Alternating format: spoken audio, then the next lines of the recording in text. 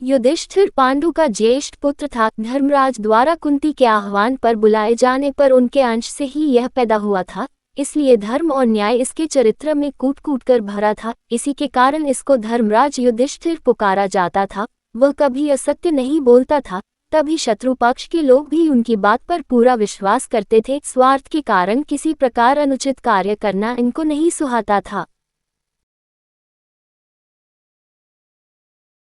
वह धीर बुद्धि था, कभी उतावला होकर कोई कार्य नहीं करता था। भीम, अर्जुन तथा अन्य भाइयों को कभी कभी गुस्सा आता था तो वे मर्यादा की सीमाओं को भी लांघने को तैयार हो जाते थे, लेकिन युधिष्ठिर ने कभी सत्य के मार्ग को नहीं छोड़ा। अगर उसके चरित्र को अच्छी तरह देखा जाए तो वह व्यक्ति क्षत्रिय अवश्य था, लेकिन एक योद्धा क्षत्रिय न होकर दार्शनिक क्षत्रिय था। उसकी चेतना केवल क्षत्रिय की सीमाओं के अंदर ही सीमित नहीं थी, बल्कि वह प्रायः जीवन के विराट सत्यों पर चिंतन किया करता था। छल कपट उसे छू तक नहीं गया था। राजा होने पर भी कूटनीति से उसने कभी काम नहीं लिया। क्षमा सदा उसके व्यवहार में रही। बड़े से बड़े अपराधी को भी वह क्षमा कर देता था। गुरुदेव द्रोणाचार्य के पुत्र अश्वत्थामा ने प्रतिहिंसा की आग में जलकर द्रौपदी के 5 पुत्रों को सोती अवस्था में मार दिया था। इससे बड़ा अपराध और क्या हो सकता था। एक तो पुत्रों की हत्या, वंश नाश करने की कुचेष्टा और इस तरह अन्याय से, लेकिन युधिष्ठिर ने उस आत्ताय अश्वत्थामा को भी क्षमा कर दिया।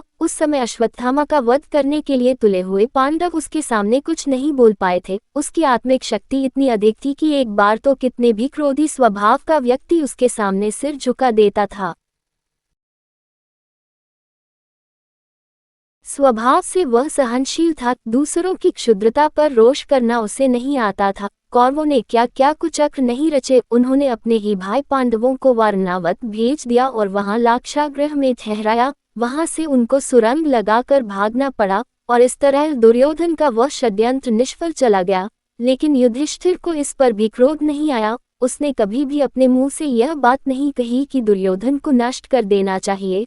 सच देखा जाए तो वह पूरी तरह निष्काम कर्मयोगी था। इस भौतिक संसार के सुख और दुख उसको अधिक विचलित नहीं करते थे। बच्चों की समान सरल उसकी प्रकृति थी। दूसरों के बनाए षड्यंत्रों को वह नहीं जान पाता था। इसका कारण यही था कि उसकी दृष्टि निरंतर जीवन की सुंदरता पर रहती थी। जीवन का पक्ष वह अच्छी तरह नहीं जानता था। भाई और मित्र पर पूरी तरह विश्वास करता था। एक सफल कूटनीतिज्ञ की तरह संदेह करना उसे नहीं आता था। तभी उसने दुर्योधन का जुआ खेलने का प्रस्ताव सहर्ष स्वीकार कर लिया। राजसूय यज्ञ के पश्चात उसके वैभव को देखकर वृद्ध धृतराष्ट्र के मन में ईर्ष्या जाग उठी थी। उधर दुर्योधन भी अंदर ही अंदर इस सारे वैभव से जल रहा था। उन्होंने ही जुए के रूप में युधिष्ठिर का सब कुछ छीनने का षड्यंत्र रचा था। उसी के लिए शकुनी तैयार किया गया था, जिसने प्रारंभ से अंत तक छल किया और अंत में युधिष्ठिर को हरा दिया। उस समय युधिष्ठिर धृतराष्ट्र और दुर्योधन के मन के भाव नहीं जान पाया था। उसकी तो उनके प्रति पहले जैसी ही श्रद्धा थी। जुए में वह सब कुछ हार गया, यहाँ तक कि अपनी प्रिय पत्नी द्रौपदी और अपने प्यारे भाइयों को भी उसने दांव पर लगा दिया। उनको भी वह हार गया। उसकी सरलता के कारण ही उसकी यह पराजय हुई थी। उसके बाद जब द्रौपदी का भरी सभा में अपमान किया गया तो वह कुछ भी नहीं बोला। इसका कारण उसकी न्याय प्रवृत्ति थी। द्रौपदी उसके दांव पर लगाने के कारण कौरवों की दासी हो गई थी, इसलिए दासी के साथ वे किसी प्रकार का व्यवहार कर सकते थे। यही उस समय समाज की मर्यादा थी। भला इसके विरुद्ध युधिष्ठिर कैसे जाता। इससे ये स्पष्ट होता है कि सत्य और मर्यादा के पीछे वह धर्मात्मा अपने परिजनों को कितने भी कष्ट में देख सकता था। 12 वर्ष तक वनवास और 1 वर्ष के अज्ञातवास का दुख उसकी इस भूल के कारण सभी को सहना पड़ा था, लेकिन फिर भी उनके मन में इसके प्रति खेद नहीं था, बल्कि यह प्रकार का संतोष और सुख था कि वह अपने धर्म का पालन कर रहा है और उसने वनवास और अज्ञातवास की वह अवधि पूरी की। उस बीच कभी यह विचार उसके मन में नहीं आया कि कौरवों ने ये कुचक्र रचकर ही हमें वनवास दिया है, फिर इसको स्वीकार करके क्यों कष्ट भोगा जाए। वह सत्यवादी था। एक बार वचन देकर लौटना तो जानता ही नहीं था। वनवास के समय अन्य भाई कभी कभी विक्षुब्ध हो उठते थे और कहते थे कि कौरवों के इस अन्याय को स्वीकार करना भी कौन सा धर्म है। उधर द्रौपदी भी निरंतर कौरवों के इस कुचक्र का बदला लेने के लिए युद्ध अस्थिर को उभारा करती, लेकिन वह धीर बुद्धि कभी भावावेश में आकर अनुचित पथ का अनुसरण नहीं करता था। वह द्रौपदी को समझाया करता था कि मनुष्य का सबसे बड़ा सुख तो उसके जीवन का सत्य है, यदि वह उसने छोड़ दिया तो धन धान्य तथा अन्य राजसी ऐश्वर्य उसकी आत्मा को कभी संतोष नहीं पहुंचा सकते। असंतोष और तृष्णा ही तो जीवन में दुख का हेतु है, इन्हीं को जीतना जीवन की सबसे बड़ी विजय है। इस दृष्टि से युधिष्ठिर विजयी था, उसका चेहरा सदा प्रशांत भाव से देदीप्यमान रहता था, उसके इसी गुण के कारण ही सभी उसकी आज्ञा मानते थे।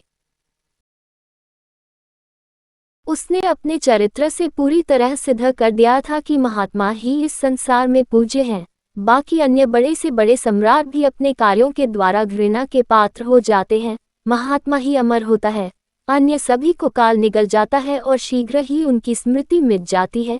देखा जाए तो महाभारत का प्रमुख पात्र युधिष्ठिर ही है, जो अपने युग की सीमाओं के भीतर रहकर भी जीवन के विराट सत्यों की ओर पूरी तरह सजग रहता है। अन्य कोई पात्र इस गौरव को नहीं पहुंचता। वही था जिसने कुत्ते को भी स्वर्ग का अधिकारी बनवाया था। समाजगत भेदभावों को वह छोटी परिधि के सत्य मानता था, तभी तो उसने उस स्वर्ग में जाने से इनकार कर दिया था जहां उसकी सी ही आत्मा रखने वाले कुत्ते को प्रविष्ट करने का अधिकार न हो। क्या युधिष्ठिर के अलावा और व्यक्ति उस समय के समाज में यह बात कह सकता था? वह जीवन के स्वार्थों के प्रति प्रायः उदासीन रहा करता था। महाभारत युद्ध के समय कभी उसने अपनी विजय के लिए उत्सुकता नहीं दिखाई, यहाँ तक कि जब कृष्ण ने द्रोणाचार्य के वध के लिए उससे ये कहलवाना चाहा कि अश्वत्थामा मर गया तो उसने ये झूठ बोलने से साफ इनकार कर दिया और फिर कृष्ण के बहुत कहने पर भी स्पष्ट रूप से यह नहीं कहा कि द्रोणाचार्य का पुत्र अश्वत्थामा मर गया, बल्कि यह पता नहीं कि अश्वत्थामा नाम का मनुष्य मरा या उस नाम का हाथी। इस तरह कहकर उसने अपने राज्य धर्म का पालन किया, लेकिन फिर भी वह झूठ तो था ही, क्योंकि पूरी तरह जानते हुए भी कि अश्वत्थामा हाथी ही मरा है। उसने ये संशयात्मक वाक्य कहा था, इसलिए कुछ क्षणों तक उसको नरक की यात्रा करनी पड़ी। बस इसी स्थल पर हम उसकी थोड़ी सी शिथिलता पाते हैं, नहीं तो वह अपने जीवन के आदर्शों पर एक चट्टान की तरह दृढ़ था। क्षमा उसके का आदर्श था। बिना शत्रु मित्र का विचार करके वह सभी को क्षमा कर दिया करता था। जिस समय गंधर्वराज चित्रसेन दुर्योधन आदि को बांध लाया था, तब युधिष्ठिर ने प्रार्थना करके उनको छुड़वा दिया था। गंधर्वराज ने बार बार कहा था कि उसने दुष्ट दुर्योधन को पांडवों के हित के लिए ही बंदी बनाया है, लेकिन क्षमाशील और उदार प्रवृत्ति वाला युधिष्ठिर वनवास का ये कष्ट पाते हुए भी दुर्योधन के प्रति भ्रातृत्व का भाव रखता था और उसने चित्रसेन से प्रार्थना करके दुर्योधन को मुक्त करवा दिया। इसी प्रकार जब एक चिक्रा नगरी से पांडव आ रहे थे तो रास्ते में अंगारपूर्ण गंधर्वराज से अर्जुन की मुठभेड़ हो गई। युद्ध की तैयारी हो गई, लेकिन युधिष्ठिर ने ही अंगारपूर्ण को क्षमा कर दिया और अर्जुन को आज्ञा दी कि गंधर्वराज को किसी प्रकार की हानि नहीं पहुंचाए।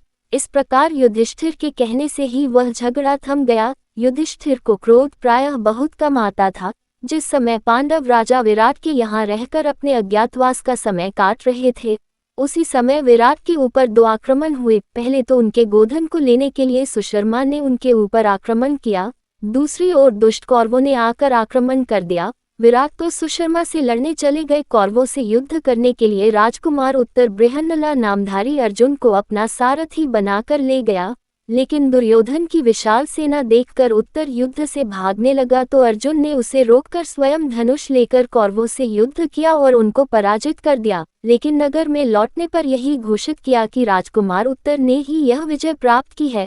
राजा विराट सभा में बैठे हुए अपने पुत्र की प्रशंसा कर रहे थे। उस समय कंक नामधारी युधिष्ठिर ने कहा, महाराज, दुर्योधन आदि योद्धाओं को जीतना उत्तर के लिए कभी संभव नहीं है। उत्तर व्यर्थ अपनी प्रशंसा करते हैं, बृहन्नला ही उनको पराजित कर सकता है।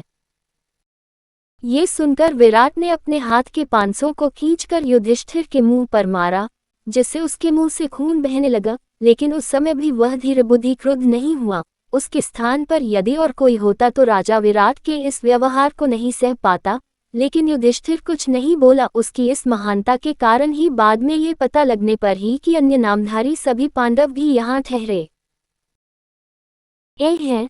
राजा विराट को अपने व्यवहार पर बड़ा दुख हुआ और उसने युधिष्ठिर से अपने धृष्टतापूर्ण व्यवहार के लिए क्षमा मांगी। वह बड़ा ही विनयशील था, बड़ों का सदा उचित सम्मान करता था।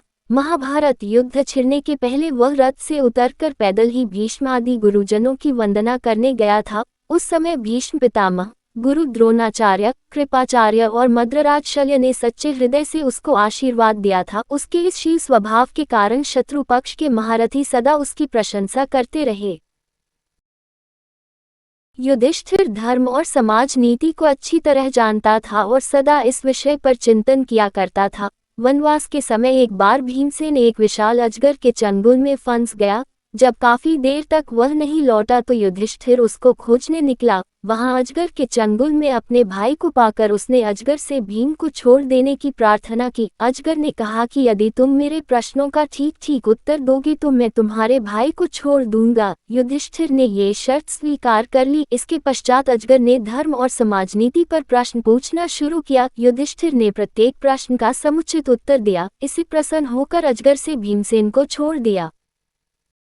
वनवास के समय एक बार मार्कंडेय मुनि से भी युधिष्ठिर की भेंट हुई थी और उन्होंने अनेक बहुमूल्य उपदेश उसको दिए थे। महाभारत युद्ध में अपने पक्ष की विजय हो जाने के पश्चात भी युधिष्ठिर को कोई हर्ष नहीं हुआ था। स्वजनों के इस महाविनाश के कारण उसका हृदय अत्यंत दुखी हुआ था और तभी उसने समाज की मर्यादा के विरुद्ध ये सलूक किया था कि क्षत्रिय का ऐसा क्रूर कर्म क्यों है? क्या धर्म की यह मर्यादा शाश्वत है? और तभी उसकी आत्मा बोल उठी, धर्म की गति विचित्र है। सभी ने पांडवों की विजय पर खुशी मनाई थी, लेकिन वह बार बार पूछता रहा था कि आखिर इस विजय का तात्पर्य क्या है? यह विजय किसकी है? क्या ये मानव के सत्य की विजय है? तो फिर इसमें हृदय को इतनी पीड़ा और दुख क्यों है? इस प्रकार के विचार निरंतर उसके मस्तिष्क में उठते रहे और दिन प्रतिदिन अपने स्वजनों की याद करके वह अधीर रहने लगा। कुरुक्षेत्र में बहा हुआ भाइयों और पूज्यवरों का रक्त उसकी दृष्टि के सामने आने लगा। जो व्याकुलता अर्जुन को युद्ध के आरंभ में हुई थी वह उसको अंत तक रही और अंत में तो काफी बढ़ गई थी। तभी श्री कृष्ण उसे भीष्म पितामह के पास ले गए थे। वे कृष्ण जिन्होंने गीता का उपदेश देकर अर्जुन को शांत किया था, युधिष्ठिर को नहीं समझा पाए। अपने धर्मयुग का उपदेश वे उसको नहीं दे पाए। उन्होंने जाकर शरशैया पर पड़े भीष्म पितामह से कहा, जाति की हत्या करने के पाप से दुखी युधिष्ठिर बहुत ही व्याकुल हो रहे हैं। धर्मयुक्त उपदेश देकर उनके शोक को दूर करिए, इसीलिए मैं इनको आपके पास लाया हूँ। पितामह ने राजधर्म, आपधर्म और मोक्ष के उपदेश युधिष्ठिर को दिए और अनेक तरह से उसको समझाया, लेकिन फिर भी उसके हृदय का संताप पूरी तरह नहीं मिटा। तभी तो जिस समय अंत में स्वर्गीय स्वजनों को पानी देने के लिए खड़े युधिष्ठिर के सामने कुंती ने ये भेद खोला था कि कर्ण उसी का अग्रज है, तो उसने क्रोध होकर अपनी माता को ही शाप दे दिया था कि स्त्री के पेट में आज से कभी कोई बात अधिक देर तक नहीं टिकेगी। यदि उसको पहले ही यह पता होता तो वह कर्ण को अग्रज मानकर उसकी आज्ञा में चलता और इस महाविनाश के पाप का बोझ उसके सिर पर नहीं चढ़ता। अंत तक उसके हृदय को यही बात कष्ट देती रही कि सबसे बड़ा भाई होने नाते वही उस महाभारत के भीषण संग्राम के लिए उत्तरदायी है। युद्ध समाप्त होते ही द्रौपदी के 5 पुत्र मारे गए। उधर अभिमन्यु पहले ही मारा जा चुका था, फिर कृष्ण के कुल में भी फूट पड़ गई थी और वहां भी सर्वनाश हो गया था। स्वयं श्री कृष्ण को उपेक्षित की भांति अपने प्राण त्यागने पड़े थे। उस समय उनका दाह संस्कार करने तक के लिए उनका कोई स्वजन उपस्थित नहीं था। इन सभी कारणों से युधिष्ठिर जीवन के प्रति उदासीन हो उठा। यद्यपि महाभारत के बाद कुछ वर्ष तक वह राज्य करता रहा, लेकिन कभी भी उसका चित्त प्रसन्न नहीं रहा। अनेक प्रकार के भयानक प्रश्न उसके मस्तिष्क में उठते थे और उसकी चेतना को झकझोर कर रख देते थे। अंत में वह जीवन से इतना ऊब गया था कि इसमें किसी प्रकार का सौंदर्य और सुख उसे दिखता ही नहीं था। जीवित रहने का लगाव उसके हृदय से मिट गया था।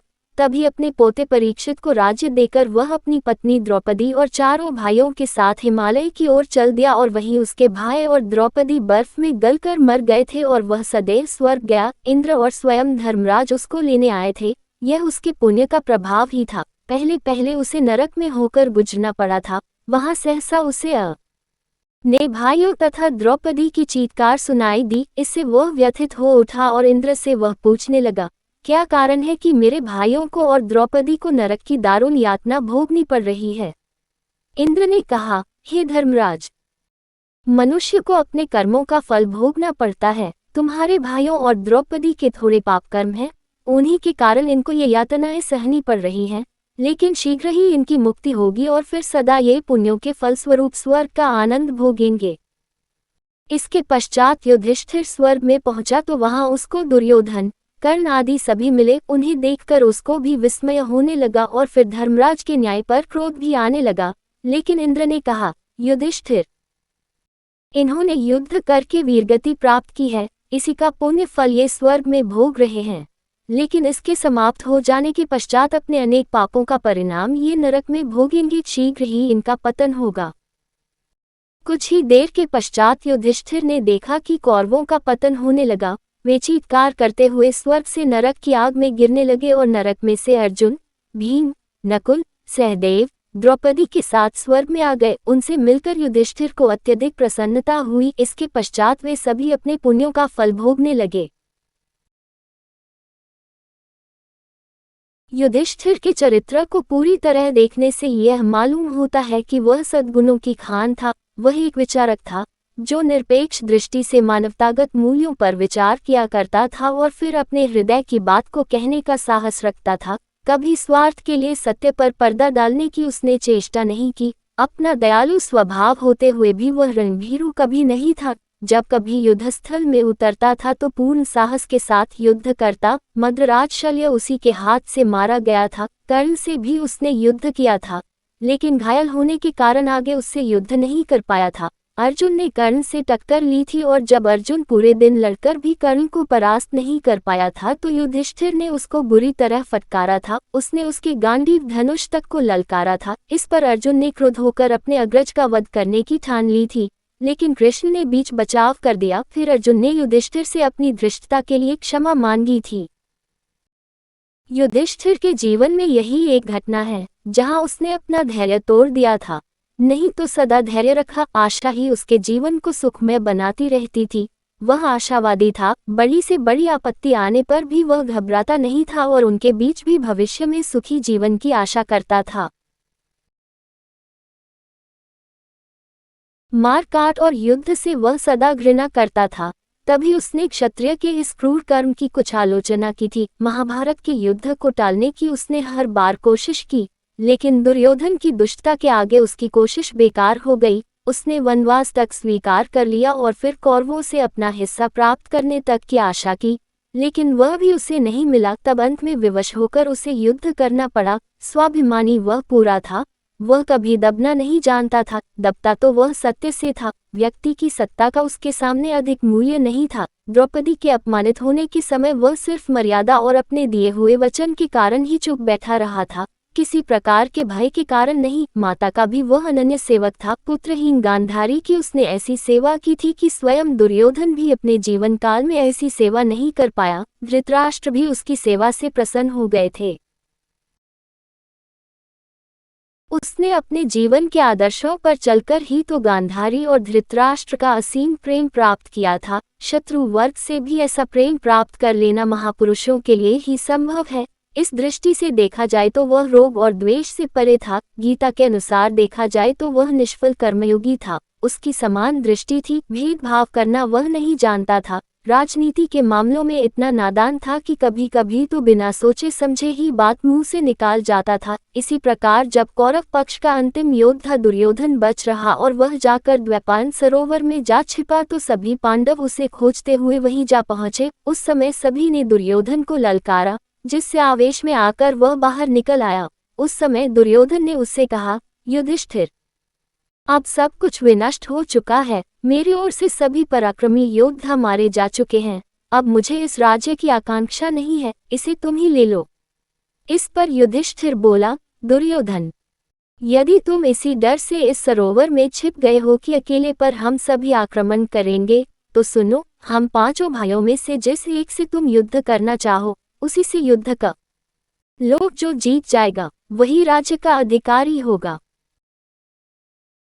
उसकी यह बात सुनकर सभी एक साथ सकते में रह गए। कृष्ण तो सोचने लगे कि युधिष्ठिर ने सारा बना बनाया खेल ही बिगाड़ दिया, क्योंकि उस समय यदि दुर्योधन नकुल, सहदेव या उस युधिष्ठिर से ही गदा युद्ध करने की इच्छा प्रकट करता तो उनमें से कोई भी उसे पराजित नहीं कर सकता था। यहाँ तक कि यदि भीमसेन भी कृष्ण का इशारा न समझकर वैसे ही लड़ता रहता तो दुर्योधन उसे धराशायी कर देता। कृष्ण ही वह सफल राजनीतिज्ञ थे जिन्होंने सदा पांडवों की भूलों को सुधारा और उनको ठीक सलाह देकर परिस्थिति को अपने वश में किया। महाभारत में पांडवों की विजय का सारा श्रेय श्री कृष्ण को ही है। यदि वे नहीं होते तो पांडव कभी भी विजयी नहीं होते।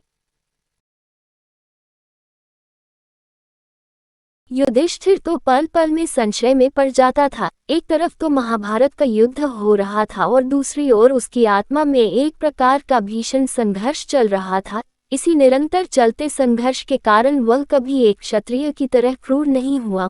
उसने कभी अपने आप को अन्य क्षत्रिय धर्म की सीमाओं में नहीं मिटाया, बल्कि वह तो सत्य को खोजने वाला दार्शनिक था। दुर्योधन के प्रति एक बार भीम इतना क्रूर हो गया था कि उसकी जान तोड़ने के बाद वह उसके सिर को लात मारने के लिए भी उद्यत हो गया, लेकिन युधिष्ठिर ने भीम को रोक लिया। उसके हृदय में दुर्योधन के प्रति किसी प्रकार की घृणा नहीं थी। घृणा उसे मनुष्य से नहीं थी, बल्कि मनुष्य के विकारों से थी। क्षत्रिय होकर भी जीवन की समस्याओं के ऊपर निरंतर चिंतन करने वाला इतिहास में ये पहला ही दार्शनिक मिलता है जिसकी चेतना ने मर्यादा की संकीर्णता को स्वीकार नहीं किया था। अंत में महाभारत के इस महान द्रष्टा का जीवन संसार को ये पाठ देकर समाप्त हो गया कि धर्म की गति विचित्र है। मनुष्य जिन मर्यादाओं को सत्य और शाश्वत मानता है वे शाश्वत नहीं है। चेतना का प्रवाह पहले रहता है और उन मूल्यों में निरंतर परिवर्तन आता रहता है। महाभारत का अंत एक तीव्र विषमता और दुख में हुआ। उसी प्रकार इसका जीवन भी दुख को इस संसार में सत्य घोषित करके समाप्त हुआ। वो प्रमाणित कर गया कि मनुष्य के सुख और वैभव से भी ऊंचा मनुष्य के जीवन का सत्य है और उसी के साक्षात्कार से जीवन में सच्चा संतोष मिलता है। उसी से परलोक में स्वर्ग का सुख मिलता है। अंत में यही कहना उचित होगा कि युधिष्ठिर महाभारत का सबसे महान और उदात्त पात्र है, जिसके चरित्र के द्वारा ही महाभारत का दार्शनिक पक्ष स्पष्ट होता है।